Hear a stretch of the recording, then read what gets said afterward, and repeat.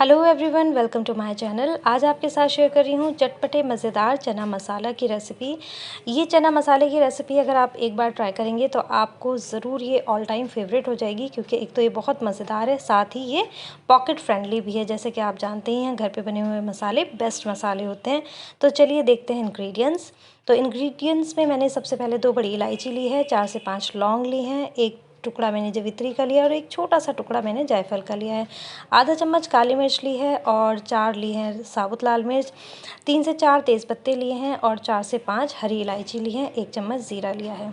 जितना भी मसाला मैं इस चने मसाले में डाल रही हूँ या जो भी इंग्रेडिएंट्स मैं ले रही हूँ वो आधा किलो चने के लिए काफ़ी होगा। तो अगर आप आधा किलो चने बना रहे हैं तो इतना मसाला काफ़ी होगा। अब इन सारे मसालों को हमने धीमी आंच पर बिल्कुल हल्का हल्का भून लेना, जिससे कि इसमें खुशबू आ जाए। जब आप देखें कि हल्की महक आने लगी है तो आप इसमें डाल दें 1 बड़ा चम्मच कसूरी मेथी।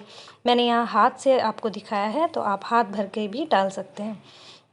अब इसे कुछ सेकंड हमने भूनना है, बिल्कुल कुछ सेकंड की जो हमने कसूरी मेथी डाली है वो हल्की सी सिक जाए। उसके बाद सबसे लास्ट में हमने डालना है अनारदाना। अनारदाना लास्ट में डालने का मकसद ये है कि इसको हमने भूनना नहीं है, बस इतना सेक देना है कि ये क्रंची हो जाए और पीसने में आसान हो जाए। आप चाहें तो अनारदाने को धूप में भी दिखा सकते हैं।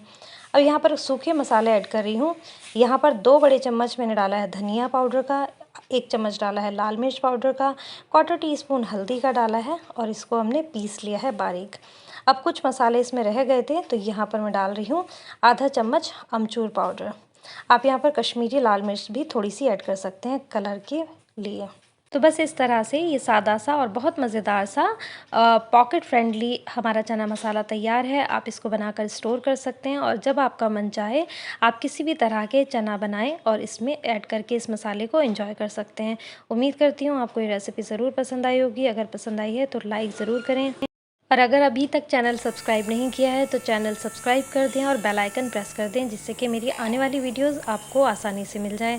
अपनी फैमिली और फ्रेंड्स के साथ शेयर करना बिल्कुल मत भूलिएगा। मैं इसी तरह आसान और मज़ेदार सी रेसिपीज़ आपके साथ शेयर करती रहूँगी। जब तक के लिए मुझे दुआओं में याद रखिएगा। अल्लाह हाफ़िज़।